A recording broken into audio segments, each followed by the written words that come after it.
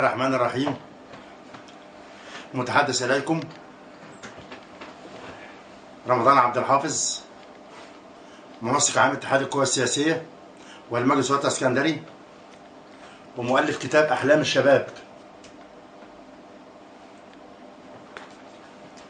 النهارده موضوعنا عن الإرهاب في مصر. اتحاد القوى السياسية بيدين الإرهاب. اتحاد القوى السياسية والمجلس الوطني الاسكندري وشعب مصر بيدين الإرهاب في مصر. اليوم الموافق 30/1/2015 الجمعة 29/1/2015 حصل حادث مروع في العريش، راح ضحيتها 30 شهيد من الجنود المصرية. اليوم 29/1/2015 تم حادث. سوف اطلع عليكم من جريدة المركز النور هذا البيان. البيان بيقول: هجمات سيناء اليوم، عشرات القتلى في استهداف جميع المقرات الأمنية. ده يوم 29/1/2015. تتواصل تغطية صحيفة المركز في إطار تغطياتنا الصحفية المتوصلة لآخر الأحداث. العريش وسيناء اليوم الخميس، بعد تعرض العريش والشيخ زويد ورفح المصرية للعديد من الهجمات الصاروخية الإرهابية التي استهدفت المقرات الأمنية والعسكرية التابعة للجيش المصري والشرطة المصرية، التي وقعت في آخر بيان رسمي أكثر من 30 شهيد من جنود الجيش المصري والمواطنين المصريين في العريش، حيث قام الرئيس المصري عبد الفتاح السيسي باتصال بوزير الدفاع المصري لمتابعة آخر أخبار أحداث سيناء والعريش. تمام؟ هذا الحادث.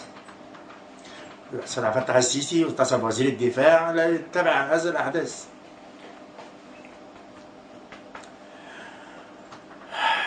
ادي الارهاب. ازاي كتيبه توصل لها قنابل؟ ازاي كتيبه جيش قوات مسلحه توصل لها قنابل؟ ايه يعني؟ كتيبه خيمه؟ كتيبه عشه؟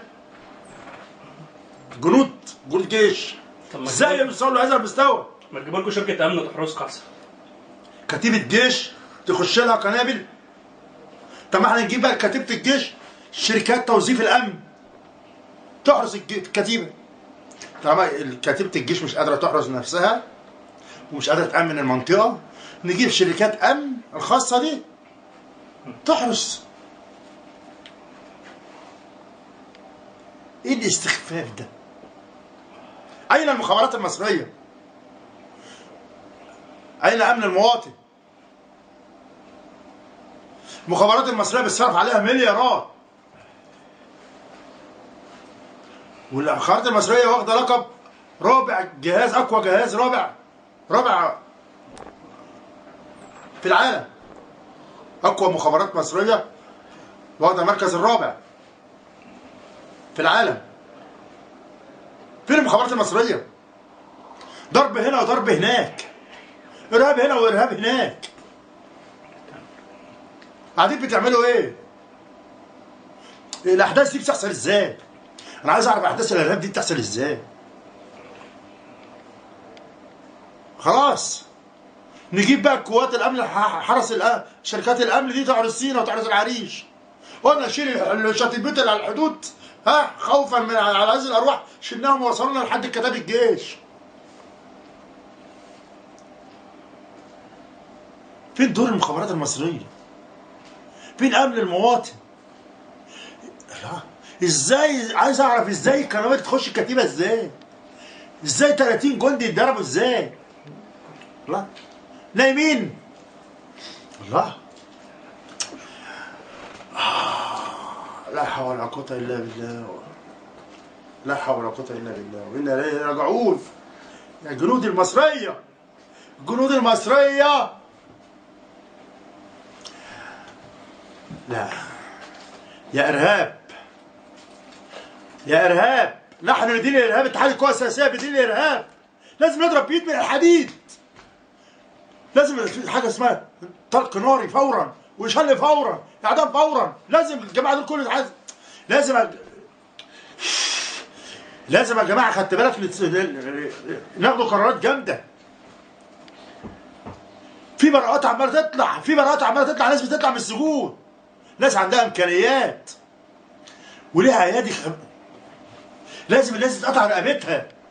كل من يسوء لها نفسه ان سيلي مصري او جندي مصري يتحكم عليه بالاعدام سنه. كل من يسيء نفسه ان والله يا جماعه انا مش عارف اقول ايه للجنود اللي استشهدوا دول، ولا شيماء اللي اتضربت وراحوا قال لك ده، خدت بالك، بعدوها عن الداخليه، فربكوها، خدت بالك، وبعدوها عن الداخليه، وانا اثبت هذا الكلام. فبركوها، جابوا لنا بقى، عملوا لنا مسرحيه صغيره كده، لان مش عارف مين اللي ضربها وبتاع والكلام ده، والداخليه بتحقق وبتعمل والكلام ده، مش الداخليه اللي ضربتها. شيماء، حادث شيماء مأساوي. شيماء وغيرها وغيرها وغيرها وغيرها. الارهاب ياما، ما هيشيلنا في رعب. شلنا الحكومه، شالت البلطجيه وشالت الصيع، شغلونا على الارهاب. عليه هنشيلنا في رعب ليه؟ الشعب المصري عايش في رعب ليه؟ طول عمرنا عايشين في رعب ليه؟ ليه؟ الله. وبعدين احنا في الايام اللي جايه، في خلال الاسبوع دوت، الحكومه المصريه هتتغير. السنه فتح السيسي هيغير الحكومه، هيغير المحافظين والكلام ده. الحكومه العشره دي 10 حكومه في 4 سنوات. بل البلد بتزداد للاسوء، البلد بتزداد للاسوء. 10 حكومات في 4 سنين. لا. كل حكومه تيجي تاخد قرشينات وتلم الكومش وبتاع ويمشيها. ما تحاسبها. الحكومه اللي انت هتشيلها دي ما تشتغلش حسابها. لا شيلوا، انتوا ما اشتغلتوش، يلا روحوا. الحكومه ديت ما اشتغلتش، يلا روحوا، نجيب غيرهم، وغيرهم يكبش ويمشي، عارف مثلا يقعد 6 شهور 7 شهور وهيمشي. في دوله في العالم تغير 10 حكومات في 4 سنين. وزير البترول ده مش نافع، ده وزير البترول ده مش نافع، وزير البترول ده مش نافع، البوتاجاز زي ما هو، والدنيا زي ما هي، والدنيا بايظه، العيش بقى بالبطاقه، وكل حاجه بالبطاقه، وايه البلد اللي بقت مقرفه. ربنا سبحان الله تعالى انعم علينا الدنيا دي عشان ننعم بيها. خلقنا الدنيا دي عشان احنا ننعم بيها، مش عشان نذل فيها. الله يرحم وانتم لم ترحموا. الله يرحم والحكومه لا ترحم. لواءات وظباط نايمين، وحكومه نايمه، وارهاب وضرب وششهاد. تعالى يا قاضي يا اللي طلعت مبارك براءه، احكم بقى في ال30 دول اللي ماتوا. طلعت لي براءه من مبارك، احكم بقى، شوف بقى 30 اللي ماتوا من دول هم. اسال سؤال واحد للعالم كله: مين اللي قتل الشهداء؟ عايز حد يرد عليا السؤال ده. انا ما يهمنيش الفيديوهات وما يهمنيش الكلام ده كله، انا عايز سؤال. لحد النهارده ما حدش ثبت عليه انه قتل الشهداء.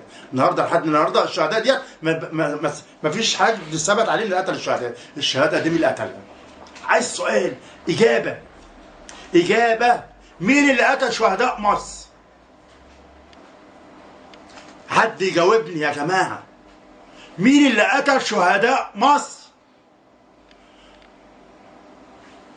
كل حكومة الثورة طلعت براءة. يبقى مين اللي قتل شهداء مصر؟ تعرفين مين اللي قتل شهداء مصر؟ عارفين مين اللي قتل شهداء مصر؟ أنا رمضان عبد الحافظ. أنا اللي قتلت شهداء مصر. تخيلوا. أنا اللي قتلت شهداء مصر. أنا بجاوب على نفسي. الجنود المصرية دي، عايز أعرف الجنود اللي ديت إزاي؟ ده مش 1 ولا 2 ولا 3 ولا 4. خلاص طالما الجيش مش قادر يحمي الجنود المصرية، مش هدخل. بلاش نشد الشعب، بلاش يدخل ابنه الجيش. سوف اعود عليكم مره اخرى، والسلام عليكم ورحمه الله وبركاته.